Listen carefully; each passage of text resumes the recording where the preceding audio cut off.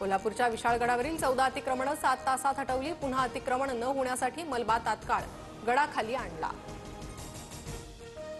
देशातील कोरोना रुग्णांची संख्या 3000वर 24 तासात 4 जणांचा मृत्यू। केरळमध्ये सर्वाधिक 1336 सक्रिय कोरोना रुग्ण। जळगाव जिल्ह्यात पाणी टंचाई। मे महिन्याच्या शेवटच्या आठवड्यात पाणी टंचाईच्या झळा। 16 गावांमध्ये 20 टँकरद्वारे पाणी पुरवठा।